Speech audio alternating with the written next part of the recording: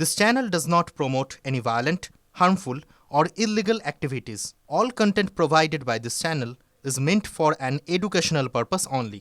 বাহ, এবার হয়েছে স্বাদ। হ্যাঁ, অপূর্ব স্বাদ। এমডিএচ এর চাঙ্কি চাট মশলা, জীবনে আসল স্বাদ জাগলো। আসল মশলা yes MDH। এই মুহূর্তের বড় খবর, পহেলগাঁওয়ে পর্যটকদের উপর জঙ্গি হামলা, রিসর্ট লক্ষ্য করে এলোপাথারি গুলি চলে। অন্তত 10 জন পর্যটক এখনো পর্যন্ত জখম হয়েছেন বলে আমরা জানতে পারছি। দুজনের অবস্থা আশঙ্কাজনক। चलो मेरे तू भी करता है ये देखना पागला हो जहांगीर तू तो निकलना यार चलो मेरे तू भी करता है ये देखना पागला हो जहांगीर तू तो निकलना यार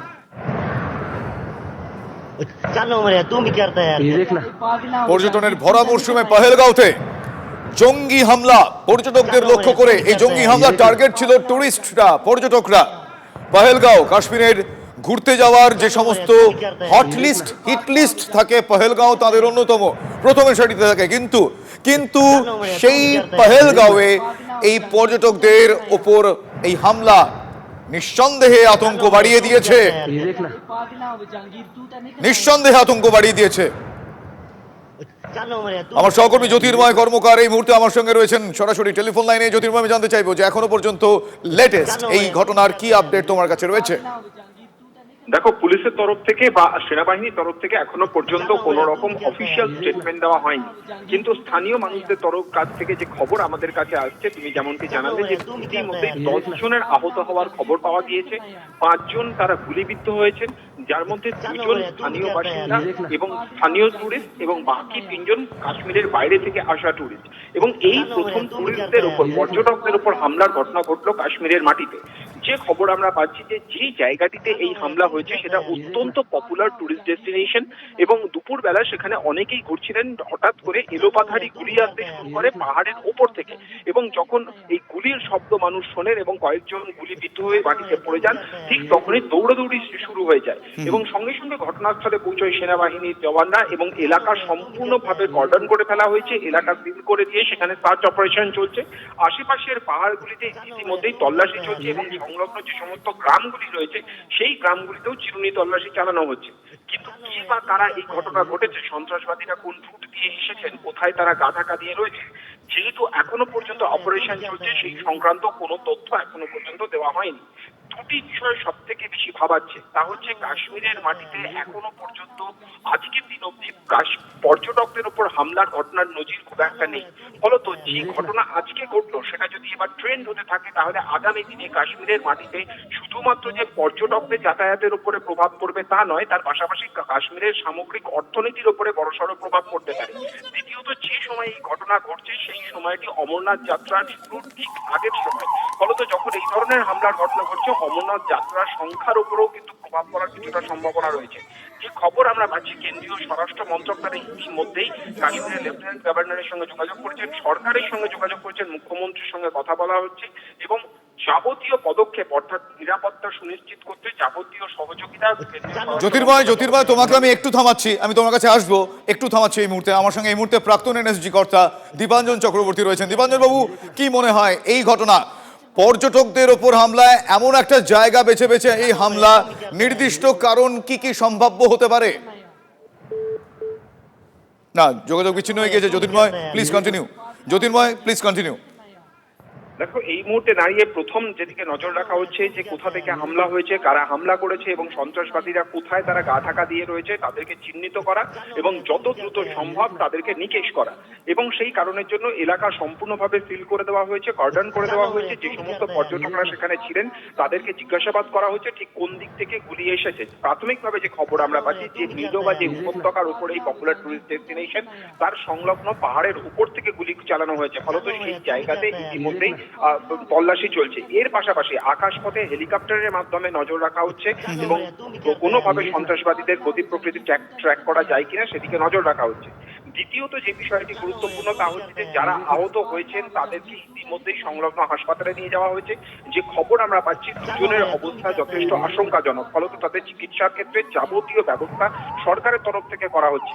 কিন্তু যে ট্রেন সব থেকে বেশি ভাবাচ্ছে, যে কথা আমি কিছুক্ষণ আগেও জানাচ্ছিলাম, যে প্রথমত তো টুরিস্টদের উপরে হামলার ঘটনা, সেটা এর আগে কখনো যেহেতু ঘটেনি, আনপ্রেসিডেন্টেড ঘটনা। এই বেনজির ঘটনা যদি আগামী দিনে ট্রেন্ড হতে থাকে তাহলে শুধুমাত্র সারা দেশ থেকে কাশ্মীরের মাটিতে টুরিস্টদের আনাগোনা শুধুমাত্র নয়, কাশ্মীরের সামগ্রিক আর্থিক এবং সামাজিক পরিকাঠামোর উপর স্থায়ীভাবে প্রভাব ফেলবে। দ্বিতীয়ত যে বিষয়টি ভাবাচ্ছে তা হচ্ছে অমরনাথ যাত্রা শুরু হতে চলেছে, ঠিক তার আগেই এই ধরনের ঘটনা ঘটেছে। এবং যখন সরকারের তরফ থেকে দাবি করা হচ্ছে যে গত কয়েক বছরের তুলনায় এবছর টুরিস্টদের সংখ্যা যথেষ্ট বেশি এবং সামগ্রিকভাবে কাশ্মীরের অর্থনীতি, লকডাউন পিরিয়ড এবং তার আগে 370 ধারাকে কেন্দ্র করে যে দীর্ঘদিন ধরে সেনাবাহিনীর লকডাউন ছিল, তার পরবর্তী ক্ষেত্রে আবারও কাশ্মীর পুরনো ছন্দে ফিরতে শুরু করেছিল, ঠিক সেই সময় টুরিস্টদের উপর হামলা কিন্তু যাবতীয় সাফল্যকে কোথাও বেসিক জায়গাতে একটা বড়সড় ধাক্কা দিয়েছে। এবং যে খবর আমরা ইতিমধ্যেই পাচ্ছি যে গত কয়েকদিন ধরে কাশ্মীর পাকিস্তান সীমান্ত এবং পাক অধিকৃত কাশ্মীরের এলাকা থেকে লাগাতার অনুপ্রবেশের চেষ্টা হচ্ছিল এবং ছোটখাটো কয়েকটি ঘটনা, এই ধরনের অনুপ্রবেশের ঘটনা লাগাতার ঘটছিল। এবং এক্ষেত্রে দাঁড়িয়ে যে ঘটনা ঘটেছে, এই সন্ত্রাসবাদীরা তারা কি রিসেন্টলি পাকিস্তানের দিক থেকে এসছেন, নাকি তারা ঘাঁটি গেড়ে এখানে বসেছিলেন, নাকি তারা স্থানীয় যারা বিচ্ছিন্নতাবাদী শক্তি রয়েছেন তাদের সহযোগিতা নিয়ে এই ঘটনা ঘটিয়েছেন, প্রত্যেকটি বিষয় কিন্তু খতিয়ে দেখা হচ্ছে। তার কারণ এই জ্যোতির্ময়, আমি আবারও তোমাকে একটু থামাচ্ছি, আমি আবারও তোমার কাছে আসছি। প্রাক্তন এনএসজি কর্তা দীপাঞ্জন চক্রবর্তী কি বলেছেন আমাদের শুনুন। বিচ্ছিন্ন ঘটনা নিঃসন্দেহে বলবো, কারণ 370 ধারা অবলম্বনের পর কাশ্মীরে কিন্তু জঙ্গির উপদ্রব অনেকটাই আন্ডার কন্ট্রোল। কিন্তু আমরা সবসময় বলি আমাদের 100% সাকসেসটা সম্ভব নয়, আমাদের রোজ সফল হতে হয়, ওদের একদিন সফল হলেই হয়। বাট আই এম শিওর আমাদের সিকিউরিটি আরো বিস্তার করা উচিত। গভর্নমেন্ট ডেফিনেটলি প্রিভেন্টিভ অ্যাকশন নেবে এবং যারা করেছে তাদের নিশ্চিন্তে আমরা পরপারে পাঠাবো, এতে কোনো সন্দেহ নেই। তবে হ্যাঁ, প্রশাসনকে আরেকটু সতর্ক হতেই হবে, এতে কোনো সন্দেহ নেই। প্রাক্তন এনএসজি কর্তা দীপাঞ্জন চক্রবর্তী, দীপাঞ্জন বাবু বললেন যে আরো আঁটো হতে হবে, প্রশাসনকে আরো নিরাপত্তা ব্যবস্থা বাড়াতে হবে আরো। আচ্ছা, আমার সহকর্মী কমলেশ চৌধুরী এই মুহূর্তে রয়েছেন আমার সঙ্গে টেলিফোনে। কমলেশ, আমি পার্টিকুলারলি জানতে চাইবো যে পহেলগাঁওয়ের যে জায়গায় পর্যটকদের আক্রমণ করা হয় সেক্ষেত্রে সম্ভাব্য কোন কোন ফ্যাক্টরসগুলো, উদ্দেশ্যের কোন কোন ফ্যাক্টরসগুলো এখানে প্রকট? দেখো, এই যে ঘটনাটা ঘটেছে, এটা কিন্তু ঘটনাটা কাশ্মীরে ঘটলেও আমরা যারা পশ্চিমবঙ্গের বাসিন্দা আমাদের জন্য এটা খুবই চিন্তার খবর। তার কারণ এই মুহূর্তে কয়েক হাজার বাঙালি পর্যটক কাশ্মীরে রয়েছেন। মানে গত কয়েক বছরে বিশেষ করে 370 অনুচ্ছেদ বাতিলের পর কাশ্মীরের পরিস্থিতি অনেকটা বদলেছে এবং আমরা দেখেছি মানে পর্যটকের ঢল লেগে গিয়েছে পহেলগাঁও থেকে গুলমার্গ, সব সোনমার্গ, সমস্ত জায়গায়। এই যে জায়গায় ঘটনাটা ঘটেছে অনন্তনাগ, এই অঞ্চলটা কিন্তু দক্ষিণ কাশ্মীরের এই অঞ্চলে জঙ্গি তৎপরতা মারাত্মক।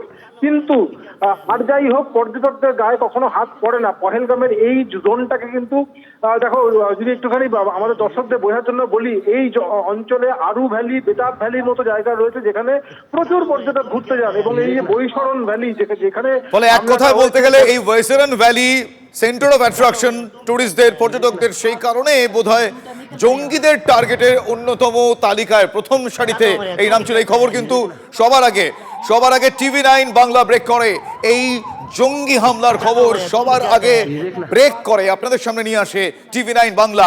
রক্তাক্ত ভূস্বর্গ, এবার টার্গেটে পর্যটকরা। পহেলগাঁওতে পর্যটকদের লক্ষ্য করে জঙ্গি হামলা, ইতিমধ্যেই 10 জন আহত, 2 জন গুরুতর আহত। ডিএসও কর্মী সুচরিতা দাস এবং সুশ্রিতা সোরেনের ওপর পুলিশি নির্যাতনের ঘটনায় SIT গঠনের নির্দেশ দিল হাইকোর্ট। মুরলীধর শর্মা নেতৃত্বে বিশেষ তদন্তকারী দল। সুচরিতা ও সুশ্রিতার ওপর পুলিশি নির্যাতনের ঘটনা প্রমাণিত। যাদবপুরের ঘটনার প্রতিবাদ করায় সুচরিতার চুলের মুঠি ধরে পুলিশ। মহিলা পুলিশ কর্মী কুহেলি সাহার বিরুদ্ধে তদন্তের নির্দেশ দেয় হাইকোর্ট। মেদিনীপুর মানবাধিকার কোর্ট বিচার প্রক্রিয়া সম্পন্ন করবে। নির্দেশ দিয়েছেন বিচারপতি তীর্থঙ্কর ঘোষ। মামলায় ক্ষতিপূরণ সহ বাকি আবেদন পরে শুনবেন বলে জানিয়েছেন বিচারপতি। ডিএসও কর্মী সুচরিতা দাস ও সুশ্রিতা সোরেনের ওপর পুলিশি নির্যাতনের ঘটনায় SIT গঠনের নির্দেশ দিল হাইকোর্ট। মুরলীধর শর্মার নেতৃত্বে বিশেষ তদন্তকারী দল গঠন করা হয়েছে। সুচরিতা ও সুশ্রিতার ওপর পুলিশি নির্যাতনের ঘটনা প্রমাণিত। যাদবপুরের ঘটনার প্রতিবাদ করায় সুচরিতার চুলের মুঠি ধরে পুলিশ। মহিলা পুলিশ কর্মী যার নাম কুহেলি সাহা, সেই কুহেলি সাহার বিরুদ্ধে তদন্তের নির্দেশ দেয় হাইকোর্ট। মেদিনীপুর মানবাধিকার কোর্ট বিচার প্রক্রিয়া সম্পন্ন করবে, এমনটাই নির্দেশ বিচারপতি তীর্থঙ্কর ঘোষের। মামলায় ক্ষতিপূরণ সহ বাকি আবেদন পরে শুনবেন বলে বিচারপতি জানিয়েছেন। MDH চানা মশলা। এখন ছোলা হোক বা বরবটি দানা, সাদা চানা হোক বা কালো, সব রান্নাই হবে অসাধারণ।